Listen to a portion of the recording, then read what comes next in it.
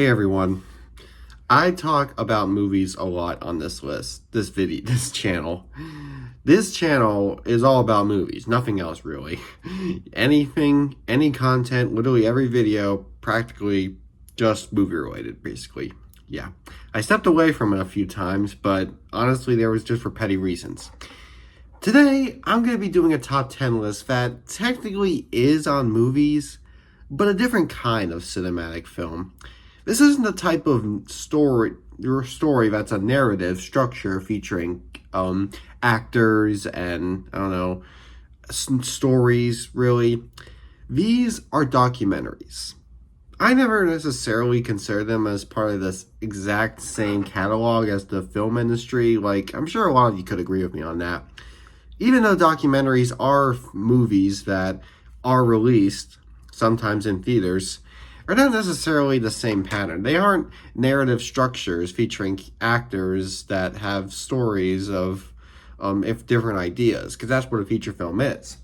A documentary it gives us an insight of something real with real camera footage that was filmed by just people without really much of a budget. So it ranges from either telling these stories that explain about certain real life topics, sort of analyzing them in a way, basically, to the viewers. That's kind of what a documentary is supposed to do. It's not supposed to be like a movie where it's has a structure with a story and stuff, but rather just gives us an idea of a history on something, how something has happened in life, or just some nice B-roll footage for the viewers to see. Now, it's funny, this does still work if you're talking about a TV series documentary, though it's still qualified in the same category, because TV shows, the category in that is just anything that's a couple of episodes long. And yeah, documentaries are that. So when it comes to TV shows, documentaries do fit in the same catalog. But with movies, they're kind of on their own separate route. I talked about that before. So today I decided to go ahead and actually talk about documentaries, something I didn't think I would ever want to do during this time, but now that I've become more interested in them, I'm not as childish and lame thinking, ugh, real life stories, who needs them? And even though I do still agree that real life stories aren't necessarily as fun to watch as fun cinematic excitement, there are still some good documentaries out there. I haven't seen a whole giant amount, but for the ones I have seen, I'm going to share them with this top 10 list. Rather than thinking of this as my list of my top 10 favorite documentaries, how about more so think of it as the 10 documentaries that I really like, with ranked by how much I like them. Because I've only seen very few I've seen less than 20. I'll just say it right now. I've seen less than 20 documentaries out there. So, truth be told, this is kind of, you'd think it's a little too early to be doing this list, but let's be honest, I'm probably not going to be watching so many documentary movies anytime soon. So for now, just go ahead and share with you all the ones that I have seen, with a few exceptions. Just my top 10 favorite documentaries based off of the 15 that I have seen.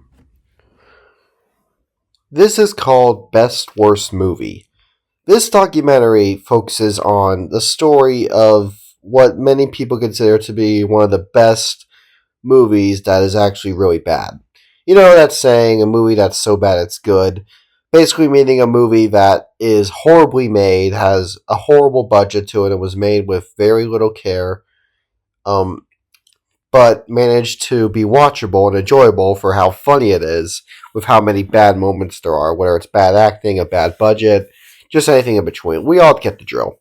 This documentary talks about that in the category of the movie Troll 2. I've never seen Troll 2, though I am fully familiar with it and the popularity it has for being notoriously an awful movie that's so fun to rewatch because of how laughably bad it is. Those are always kind of fun movies to watch. The ones that you can say is bad, but also, still be praised for it. Be like, well, okay, that was entertaining for a matter. This movie kind of chronologizes that. It kind of exemplifies with the idea of a movie being so bad it's good. It sort of analyzes the meaning behind that, and how a movie can be like that, showing us how the creators would feel that their movie would be like that, how they would feel that you created something that everyone loves to rewatch, though they have to say it's a horrible film. It talks about the making of the movie. We get to see some of the creators of the film, what they have to say about it, how they feel about the movie's popularity it got for its ironic enjoyment, and a little bit of a fan base this movie seems to have for what it did. Yeah, even the worst movies can have a fan base for those who still love to go back and visit them again just to enjoy all the horribleness to it. In my personal opinion, it's pretty common, okay, to think about that for a movie. I mean, for these kind of movies, I do feel honored to just go ahead and give them the bad rating for how I genuinely feel about the film. But when I want to say that how provide enjoyment, I will say it at least is rewatchable for that manner. For example, if I have seen Troll 2, I would still give it like a free 2 out of 10 for what its production value was like and what I felt about the movie as a film that was written and made for the big screen. But I still would have fun thinking about it, definitely. Or maybe I would end up unironically liking Troll 2 if I did watch it. Imagine that. Imagine I'm one who loves Troll 2 because I genuinely thought it was a good movie. That'd be impossible for someone like me, but who knows? Haven't seen it yet, so maybe after watching this documentary, I should go ahead and check it out. Look, I already know everything about it, though. Alright, fun fact. Remember when I said that Toy Story 3 was the very first movie I remember going to theaters to see? Well, it turns out I was slightly wrong, but not entirely. I mean by that, apparently there is another movie that I did go to see in theaters before Toy Story 3. Turns out it wasn't actually a movie, more so a documentary feature. That, of course, being Oceans from Disney. Yeah, I honestly find it weird to think about this. This Disney nature documentary about aquatic life was the first memory I have of going to see a movie in theaters. I was super young, and I just was like, I'd never been to a movie theater before, I believe. So going to see this in theaters was just like my mom taking me and my sister to get the cinema experience for the first time at a very young age.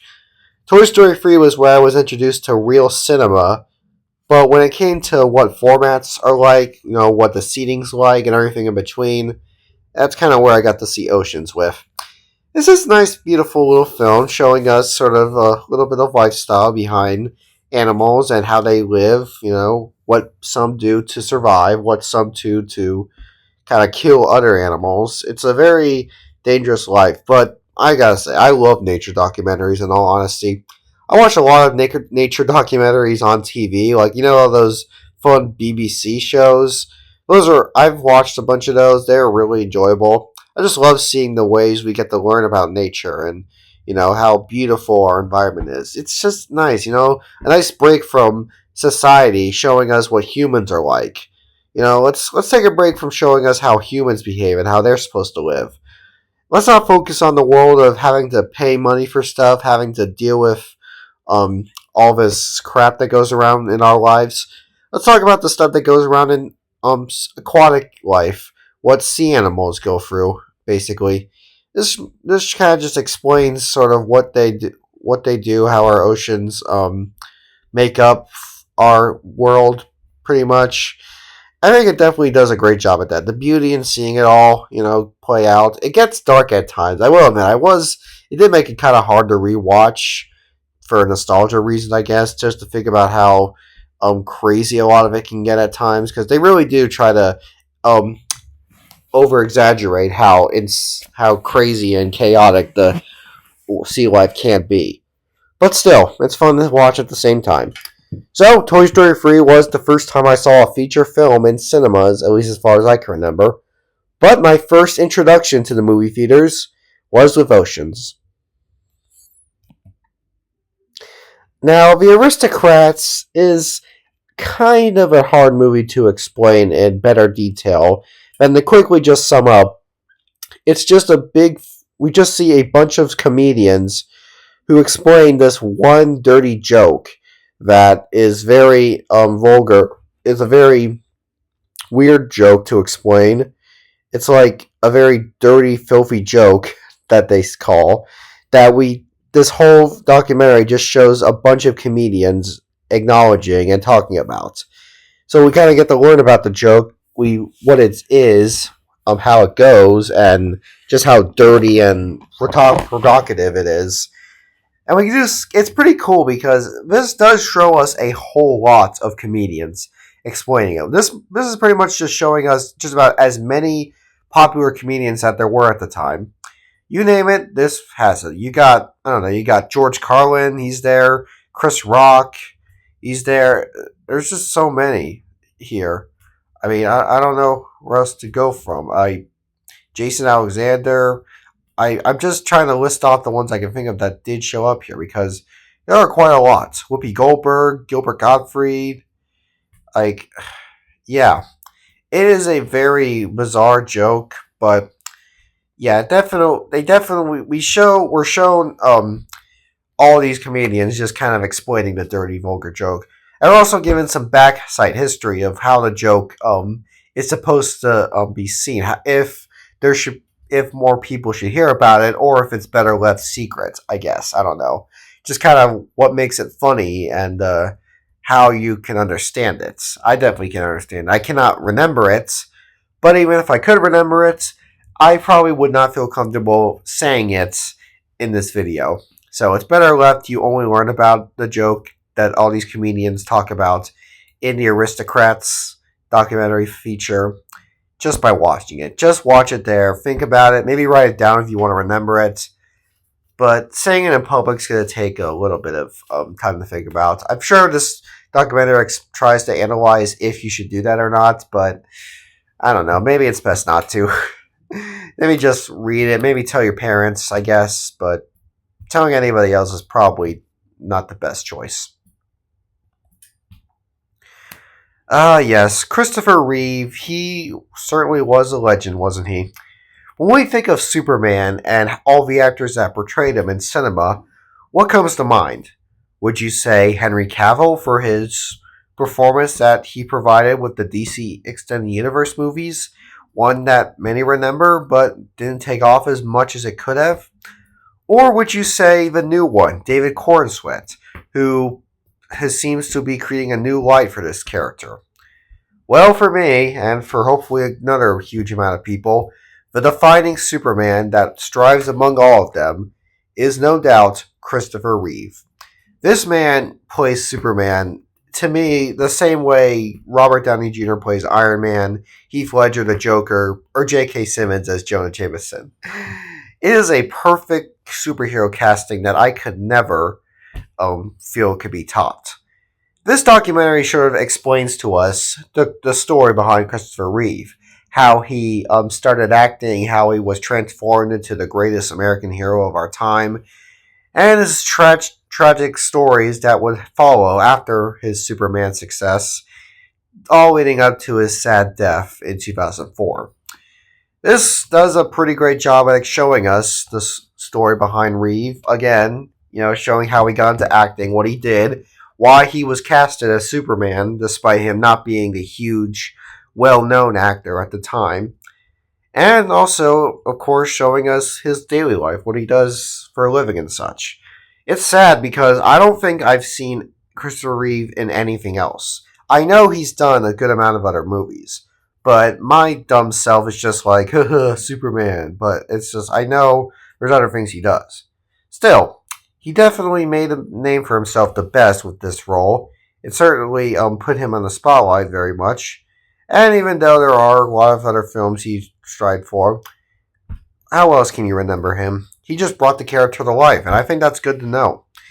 But it's also tragic to know that sometime in the 90s, Reeve ended up becoming paralyzed. And that kind of separated him from the superhero suit. He had to be paralyzed from there on out.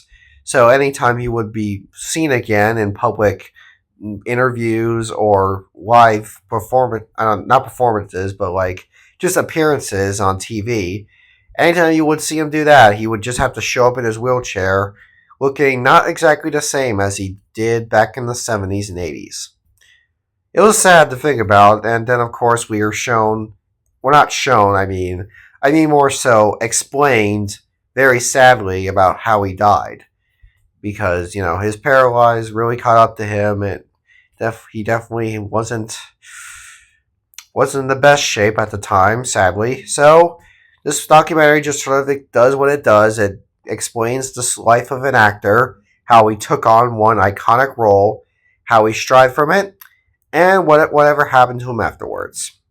Reeve will always be the defining Superman, in my opinion. Like I said, when it comes to peak superhero castings, I think Christopher Reeve is up there. All right, here's another documentary of the life of an actor who died tragically. John Candy is a comic legend to me. While I haven't seen him in so many films, the films I have seen him in really create a name for this guy. He is like he is funny, but also beyond charming. John Candy really made a name for himself for his time being. He had a good amount of TV appearances, like with this Canadian show that I never watched. I think it was called SCTV. They talked about where he collaborated with a bunch of other well-known comedians like Eugene Levy, Catherine O'Hara, Joe Flaherty. And it was, I know those actors. I just never watched that show. But anyway, when he got into acting in the 80s, we're kind of explained what roles he chose, what roles he didn't choose. We learned that he actually was originally supposed to be a main character in Ghostbusters. Though that never took off. Instead, he took on other roles. We got to see him in a bunch of fun roles, and we're kind of just talking about the most iconic ones, like Planes, Trains, and Automobiles, Uncle Buck, his role in Home Alone, even. It's just the life of a Canadian actor, how likable he was, how he was a great comedian. He was funny, but also very likable, both on screen and behind the scenes. And we, of course, are talked about how sad it is that, out of nowhere, for most of us, in 1994, John Candy passed away. It really was a sad thing to think about. I wasn't alive yet, but when I was introduced to John Candy, I just couldn't get enough of him. And it's cool to note how many people agree. He was a treasure in both Canadian culture and American comedy culture, I guess. Weird ways to put it. Still, I think John Candy's a really great person. I just think it's worth watching this documentary just if you agree with me that he is so funny and so enjoyable. He is not one of the best actors of all time, in my opinion, but he still is a really great one that really does deserve to be cherished. His time on screen really does deserve. I think this documentary is well put because he is just such a great man for me and for a lot of people. Go watch his movies if you haven't already. I feel like if you're into comedy and you like to see likable characters on screen, you're gonna love the stuff John Candy plays out. Alright, now let's talk about Jackass. I don't think I've talked about Jackass on this show at all, but I mean, come on. How can you blame me? It's Jackass, okay? Just the title alone screams, well, what the hell is this? Apparently, Jackass is this group of people who do beyond dangerous stunts. And I don't mean, it's like all kinds of dangerous stunts you can think of. Stuff that would either get you killed or completely in big trouble for the public. It's like this big reality TV series where, these guys do crazy things. They pull off stunts that could kill them even. They pull off pranks that pretty much would just piss everyone off. And then there came the movies where they would do that stuff, but on a higher scale. More dangerous, more ridiculous, more mean-spirited to the public, pretty much. The first Jackass movie showed off how crazy the stunts can get. It Many people wouldn't necessarily go calling it documentaries because what is this documentary? What is this telling us? The history of injuries? No, no, no. It's more of so these are filmed on their level. They film these on their own. They're filmed in very low YouTube like quality, pretty much. We're kind of just shown a little bit of quick compilation of crazy things they do. Like one skit would have them destroy a car and at a rental place and say it wasn't like this in their case, or another they would crash a golf cart into places. For Jackass number 2, which is my personal favorite of all the 4, or I guess 5 now, I need to watch the 5th one soon. This is my personal favorite because the stunts definitely go the best route here. They're the most dangerous and most hilarious. Some are vulgar, kind of say. There's one where they I don't want to spoil too much, but I'll just kind of point out the general gist of it. It's like guys, it's like the first one. It's like the whole gist of Jackass. It's dangerous stunts. Like look at this poster. That's a stunt. Them going on a giant rocket ship trying to blast off, only for it to kind of just fly them all over the place. Luckily they're above water, but still. There's other stuff they would do, like they would they would deal with these. They would just let these bulls run into them. Yeah, they'll do that. They'll let bulls just punch them as hard as they can, pretty much. I'm trying to think of all the stunts that this movie had. Sometimes it's hard to tell which are from this one and which are from the other Jackass movies, but still.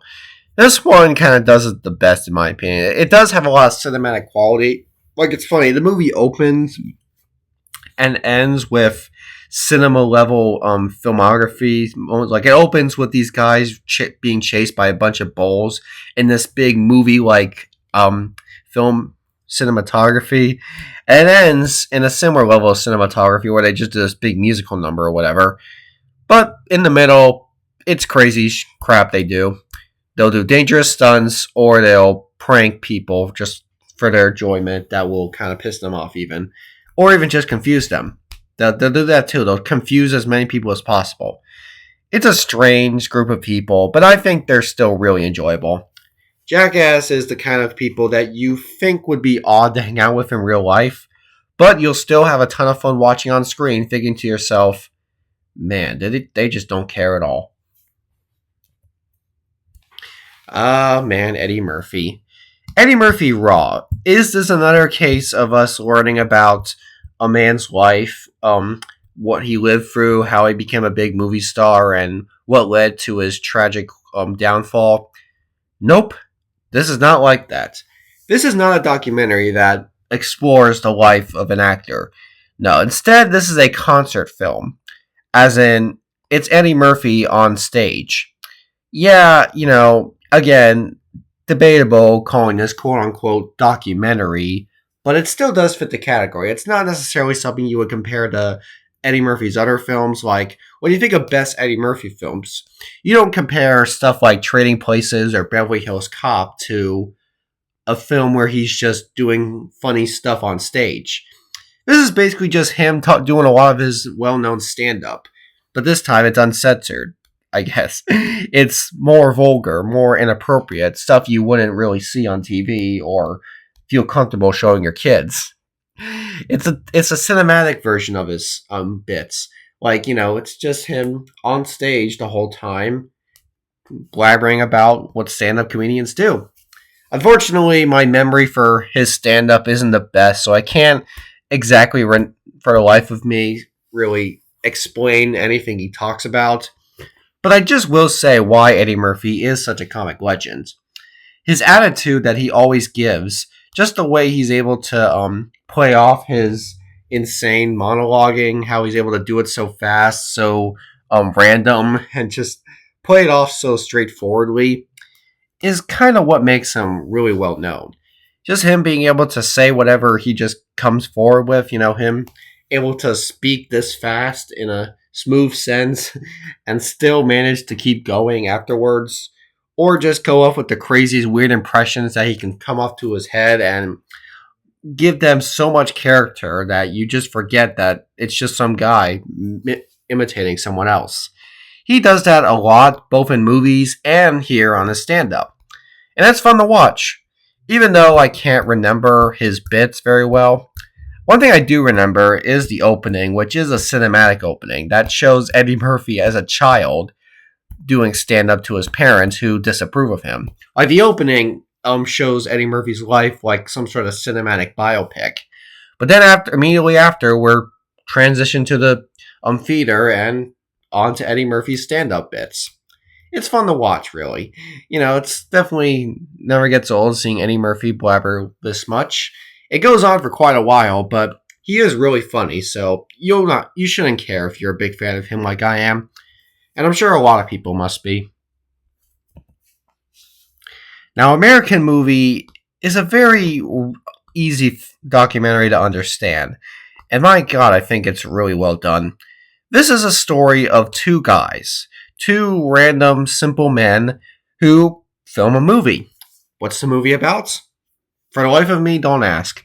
But all we know is that this whole film tells us what these guys do to make a movie, who they have to film it with, the family they have, all the people that they get to share their cinematic adventure with. They're just, it's about basically these guys trying to accomplish a dream, trying to film a project they've wanted to do. Something that was abandoned years ago. I'm trying to really think about it in my head. It's them kind of fulfill their dream of filming a movie that they've always wanted to film. And this film and this documentary showing us what they do to make it happen. And it's nice, we get to see that these two have such big goals ahead of them, how they really want to pull this off, how they seem to have very strange and kind of out over the top ideas, but they're just so likable and really want to create this story that they'll make sure that it gets done in the right way. And that's the kind of filmmakers I love to try and be like. Not the kind who want to rush through it so they can make a quick buck, but just something that they have out of passion. Making something out of passion and not out of all that money stuff. You know the thing, quantity over quality, that crap. Well, that's kind of what this movie explains us for, showing us just what two simple guys can pull off. And it really does a great job at showing it. I love seeing, the life of an independent filmmaker, not what a big studio film is being made is like. Like, we're not shown this big studio at Universal or whatever with all these big name actors and directors all together performing green screen stunts or all these location on sets.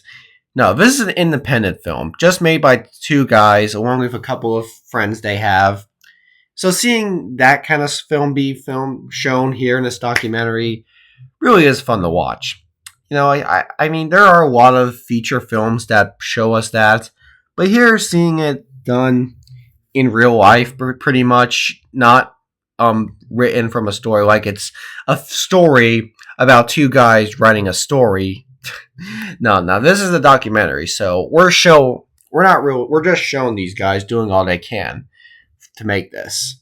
There's no story being written about these guys writing a story. We're not doing that kind of Inception thing, no. Now, we're just showing what these two can come up with, what they film, what they write, and how the film comes out. Really is a joy to see what the small minds can give us. Now, as you all know, if I haven't already made it clear, I mean, that was literally what the last video was, okay? Yes, Pixar is my life. Well, not my life, but I adore Pixar a lot. So, what better way to enjoy that than to watch the documentary for Pixar? There has to be a lot out there, so this is just a one. The Pixar story, as the title implies, as you might have guessed, the origins of Pixar. How it came to be. What it began with. Where it began working on CG animation all the way back in the frickin' 80s. There was a lot of CGI trying to be accomplished ever since the 70s or 60s, and by the 80s, people have been starting to do it. Pixar themselves have made a couple of short films around the 80s that would utilize a bunch of CG animation. You could argue they probably haven't aged the best compared to today's CGI, but they are still revolutions that would also help with the creation of the studio that would give us their own revolutions.